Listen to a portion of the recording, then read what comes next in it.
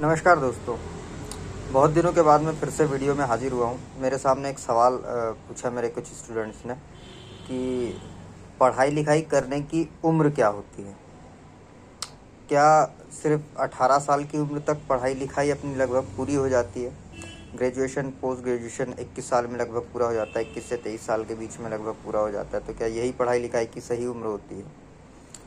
तो मेरे ख्याल से इसका जवाब ये है कि नहीं, ये पूरी नहीं होती है।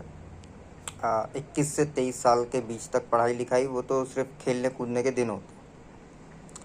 असली पढ़ाई 21 साल के बाद शुरू होती है, क्योंकि उस समय इंसान वयस्क हो जाता है, तो उसको समझ में आने लगता है कि वास्तव में मार्केट में चल क्या रहा है, मार्केट है क्या चीज़, आखिर पढ़ाई लिखाई है क्या चीज़, इसके अंदर जो शब्द लिखे हुए हैं वो वास्तव में काम क्या करते हैं, कैसे काम करते हैं, उनका मतलब क्या होता है, उनको किस तरीके से यूज़ किया जाता है, उन बातों को, उन टेक्नोलॉजीज़ को, उन सारी चीज़ों को खुद समझने लायक होता है 21 से 23 साल के बीच में।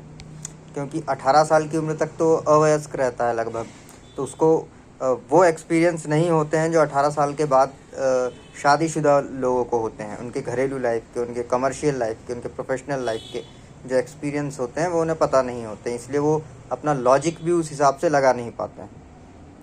इसीलिए जो आपकी असली पढ़ाई लिखाई स्टार्ट होती है वो 21 साल के बाद ही होती है, जब आप लगभग ग्रेजुएशन क्रॉस कर जाते हैं। ग्रेजुएशन का लेवल आपका खेलने कूदने तक का लेवल रहता है। आप नर्सरी रैंक से लेकर के ग्रेजुएशन लेवल तक जो कुछ भी करते हैं वो सिर्फ आपका बेस तैयार करने के लिए एक फाउंडेशन होता है। एक जस्ट आपको एक रिक्वायरमेंट पूरी की जाती है कि हाँ भाई, आपके पास शब्दों का नॉलेज है, अब आप इन शब्दों का इस्तेमाल करके नॉलेज गेन कर सकते हैं। तो जो पढ़ाई लिखाई करने का वास्तविक मतलब स्टार्ट होता है वो 21 साल के बाद से ही होता है।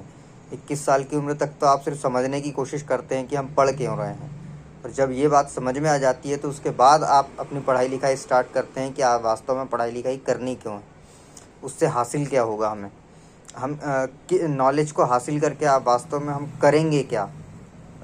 ये अनार आम या A for apple B for ball और 1 2 3 पढ़ने के बाद में क्या इतना ही काफ़ी है।